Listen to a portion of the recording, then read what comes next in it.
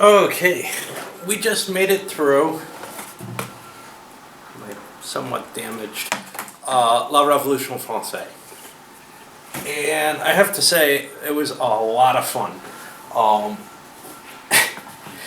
I was trying to see, geez, have I kind of lost it with gaming because I was getting kind of depressive, or am I just out of the mood because of my personal strife or whatever? Well, there are some games that are good enough to overcome whatever the hell's going on in your life, and for me, this is one of them. This helped me get through my second undergrad degree. I would visit my mother, every other weekend or something, and I wouldn't have time to play a big game.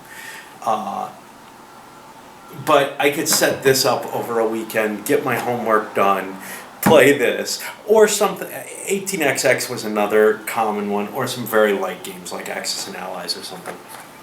Let's look at the components. Counters, beautiful colors on these suckers. Beautiful colors, pretty artwork. They are wafer thin, however, and this is an AWE specialty. Really, really tiny little. Not a big deal in this game, although you'd really like something that had a bit more meat in it to pick up and move around. It's a little difficult to deal with that. The other problem is, that's the last video loading up. The other problem is that there was a bit of a misprint. Well, there are a couple of little misprints. One of the guys doesn't have a reverse side that should, so I had to draw a little smiley face on that. And another one that I find even more annoying, actually, is that some of the 100 and 200 assignat pieces are double printed with different things on the other sides. Nothing else is. The other three piles that you see here are not. Now, there's enough counters that that's almost never been a problem. I've seen it a few times where people can pile up money if the economy is really kept well in check. But usually people are spending their money that they have. It's just kind of annoying because if it was either way, it would be okay. If everything was double printed, you'd be careful. But here, it's like, this game is good enough that it warrants having a counter tray in it at all times. I had to make this chart myself. Why? Well, that's another issue. The game is so complicated. The interactions between the different regimes that you can go to, that this simplifies it. Rules in terms of component quality. The rules and charts look like somebody photocopied them.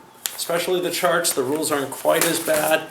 This is, again, AWE standard procedure. I don't know if they're homemade, if they're homegrown stuff, the stuff that was written and produced in France is in better shape, but everything that I've seen in English has been really questionable. The map, you saw a lot of the map, picks up dust very easily, another issue, standard printing issue with them, and it's obviously computer generated. You can see that it's pixelated. Still, it's quite pretty, and I find it enjoyable. What about the rules? They're a mess. I mean, this is not the worst game by AWE for rules, but it's definitely a challenge to work your way through and figure out what they mean. They're contradictory. I've shown a couple of cases of that where it very clearly says one thing and then lists a different set of actions somewhere else. The charts also are sometimes contradictory with the rules. A lot of things are ambiguous, so you really have to kind of boil them down and maybe know the history very well in order to handle that. That said, too, in the end, it's actually 48 pages for the main rule book. 48 pages. Now, it's pretty light because only the first 30 are actual rules. The rest of it is discussing the regimes. But you really have to know the regimes. You have to know them better than the specifics in the rules usually to understand where you want to go in the game. So I think the game has a really high learning curve, which is a shame because it's this big 5-6 player game of a length that you can bring to that I was able to bring to gaming meetings and play, and it would take 5 or 6 hours with reasonable people, I think.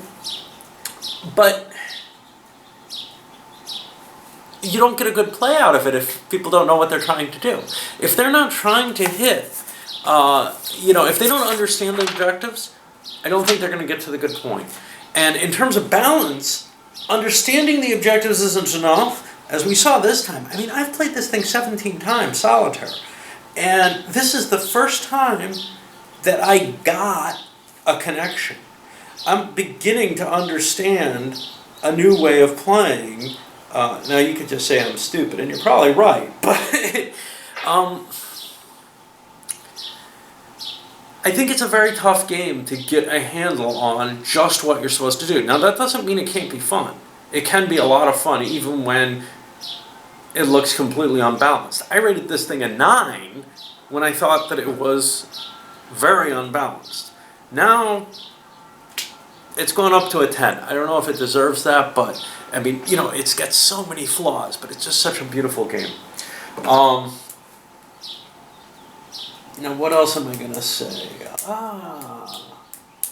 So there was a recent Board Games by Scott, and he does great videos, much better than mine, in terms of giving you an idea of the game. I'm trying to give you a full session, because that's what's fun, and then I give you this.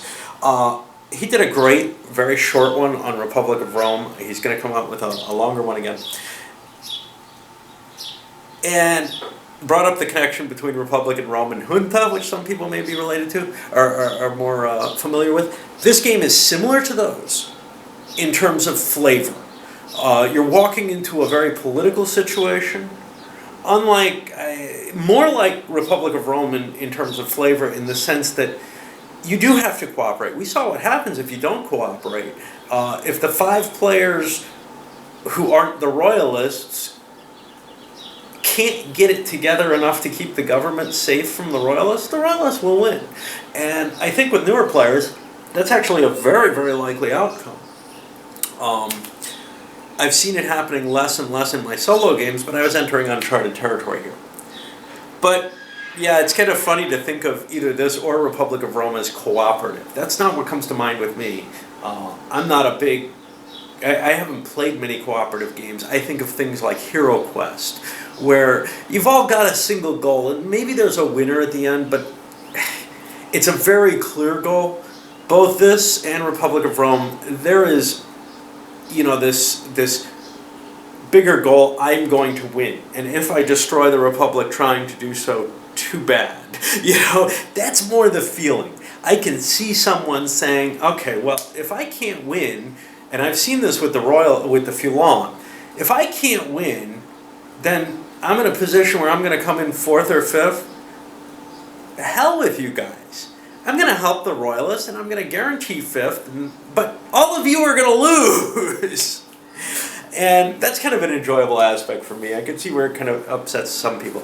The king-making aspect is big in the game, but it doesn't hurt the game, because it's built into the victory conditions. You might not be able to win anymore, and I went over this in the last video. You may not be able to win anymore, but you still have pretty clear goals as to what you want to have happen. When you're sitting down to play, say, Settlers of Catan, once you know you're not going to win, well, is there really that big an advantage coming in second? But somehow the chart in this makes it more important. Yeah. So that's about it. Even though I rate this a 10, I can't unreservedly, recommend this to anyone, because I can't think of any group of people other than, whacked out crazies like me, who absolutely are going to love this game. But I think it really is you love it or you really think it's garbage. You have to wade through these rules. You have to have a lot of familiarity with it to be able to play reasonably, I think. I'm beginning to get a more respect for the historical aspect of it. I had a long period where I was unhappy because one player, one friend of mine played it, and he played the Montagne and tried to play what he thought was their historical stance, and it is in a sense, which is opposing the war because they have economic interests along the borders. That was sort of the, yeah, it makes sense historically. But in terms of winning the game, you want the war to accelerate into the terror, but there's another way to get there. You can get there through a civil war. And I'm beginning to see another path where, again, having played with someone else would have helped. Playing so many solitaire, I get stuck in this one mindset. But I think I see another path where the Montagne and the Sans-Culottes, instead of supporting the war, could actually oppose the war and support revolts much, much more. Revolts are expensive, they don't seem like a good move, but they may be a better move than risking those border provinces that both of them actually have some investment in. Nice historical background, just a couple of pages on it, nowhere near what you really want to understand this period. I don't get the period that well. It's got executions, which is always a plus in a game. It goes for a fortune. I see one copy on eBay at $150. Don't know whether it's a real one or not. AWE Games, people have put scams up before. I wish to hell they'd reprint it and actually try to fix it. Make the rules clearer, make the game a little bit smoother and more streamlined. But as it stands, this is one of my favorite games of all time. It's been hard coming to that recognition, but the amount of times that I pull it out and play it has definitely made it a really, really big part of my game collection. It's not a huge game. It's playable in terms of the length of time. By my judgment, I'm not one of these people who says, "Oh no, 4 hours, that's too long." No. It's in the same realm as an 1830 or probably a little less than Lords of Sierra Madre. It's a good game. And if you get a chance to play it, take it at a con, whatever. I used to bring this to cons. That's probably why the box is beaten up. And I often brought kind of rare games that nobody else was looking at or brought. And about half the times I would walk away without anybody having been willing to try this because it wasn't the fancy, sexy new thing they, heard about in the buzz and everything. Instead, it's this, at the 5-10-year-old game now, 20-year-old game that never had any real recognition, but it's a total gem, and it's really fantastic. You didn't get this kind of rave review from Empires of the Middle Ages because that's so damn long that it fatigued me.